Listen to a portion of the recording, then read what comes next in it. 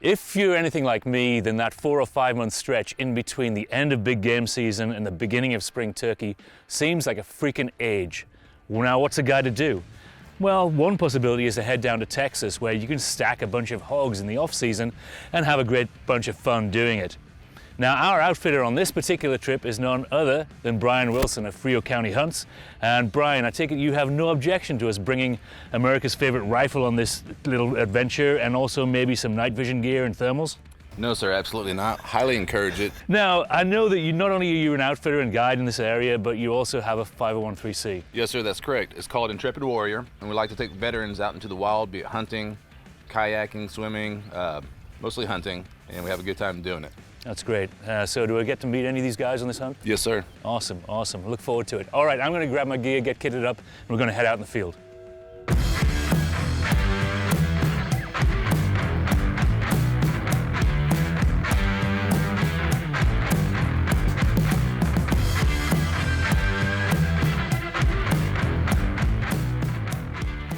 Some of the cool guy gear I'm going to be running on this trip is going to be, well, let's go through it. I've got an AB Suppressor's 30 cal reflex can mounted to my Colt LE901, which is one of my favorite 308 battle rifles. I've got an IR flood mounted here just in case anybody needs a little bit of boost on a moonless night if they're running PVS 14s. I've got a thermal sight mounted to my Colt LE901 as well. This is a Reap IR from Trijicon, and it's a really cool piece of kit. On my head, I'm going to be running an M-Tech Flux, which is a super comfortable helmet. Mounted to it is a PVS 14 on a Wilcox J-arm. The whole thing is going to be filmed at night using Psionics Aurora Pro cameras, and I'm really kind of interested to see how these are going to perform. They're going to be in really difficult conditions. There's not going to be a whole lot of ambient light out there. There's going to be starlight only, so we're going to use a little bit of illumination on this, a little bit of IR flood, but really I think we're looking forward to seeing what footage comes out of this and seeing how these perform. Alright, that's a quick rundown of the gear I'm going to be running. Time to see if it works.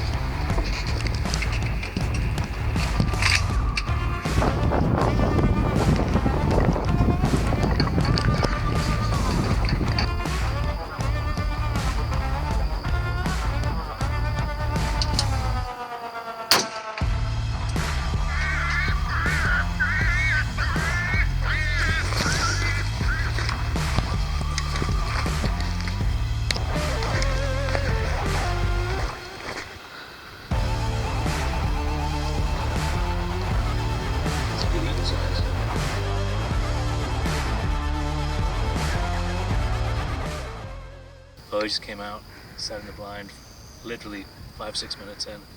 This guy walks out from the right hand side, circles in through the woods, then pops out right under the feeder. And hit him with a 308, down, one shot, squealed a little bit, but lights out.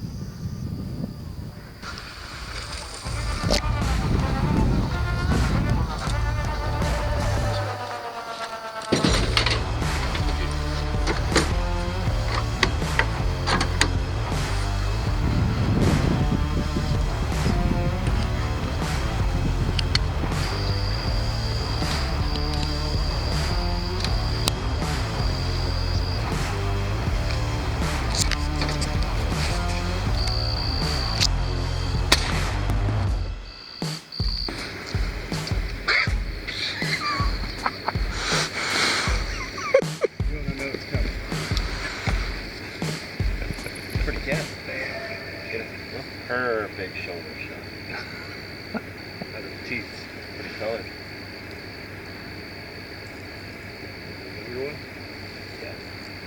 We just did another set for coyotes. We had 3 coyotes come in, but they probably bounced because we heard some guys speaking Spanish over there, probably heading north from the border. And we just sat and waited for about 15 minutes, and then a bobcat came in. Blister shot right behind the shoulder, lights out, one shot caliber, and again, pretty small cat, pretty big caliber. We had a fun evening's entertainment tonight, went out and had a couple of shots. First one was on a hog, put a quick spot and stalk on her, and then had a female bobcat come in when we were calling. And she took a long while to come in, circled around, and finally decided to come into the call. 2 shots, 2 animals down.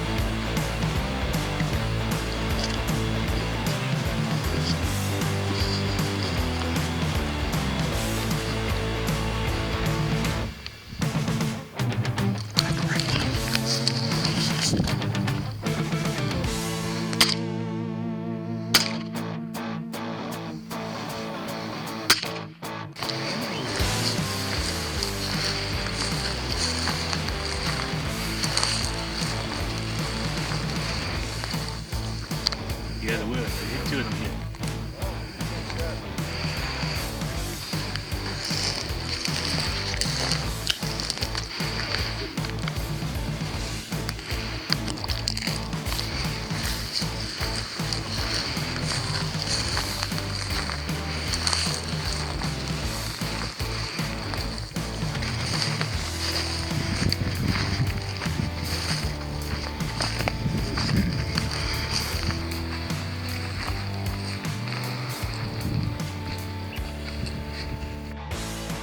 The next day of our epic adventure, courtesy of Frio County Hunts, and after a wholly inadequate amount of sleep, we woke to breakfast, lunch, dinner? Who the hell knows, but anything coming out of the back of a chuck wagon is bound to be delicious. So, in the old days on the back of the wagon, they had the chuck box, and this folds up, and they kept all their pots and pans and their spices in there. And so, when they'd set up camp, this is called a fly, tied onto the end of the wagon, put it out there.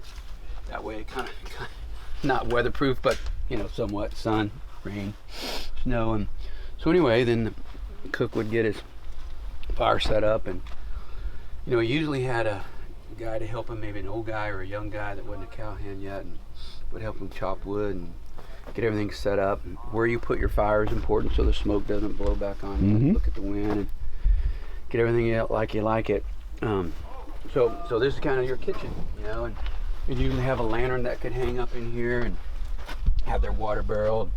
So all their tools and utensils. And but anyway, so this is just how it was done. Usually it was just biscuits and beans. I mean, for breakfast and supper. You know, this is, you know, they didn't have any way to keep stuff cool. They did have some canned goods, canned milk, tomatoes, some other things. So they kill the beef on the trail, they'd eat that. Of course, they kill a deer and antelope, eat that. But biscuits and beans was a staple, of course, and plenty of coffee. Now this coffee's been boiling since, yeah, there's some, it's probably gonna be really stout. I don't know if you guys want some. But I think we're really close. Okay, you wanna? Damn, this is a rare treat. What do we have here, Chef? This is hash. Uh-huh. That's hash.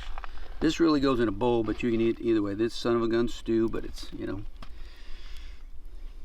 Some tomatoes, carrots. Yep.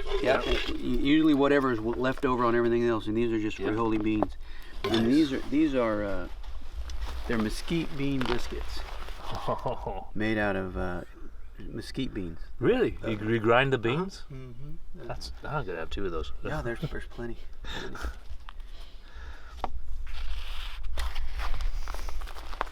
This is a really fun, worthwhile addition to hunting in Texas. Real chuck wagon cooking.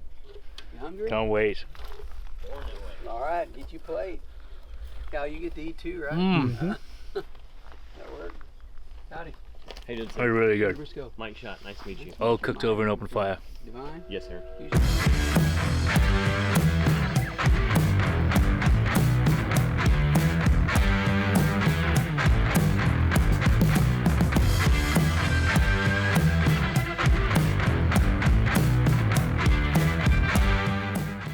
Well, it's almost 2:30 in the morning right now, and we just had an awesome evening slaying hogs and varmints out in Texas with the guys from Frio County Hunts. And yeah, it's 2:30. I need some whiskey.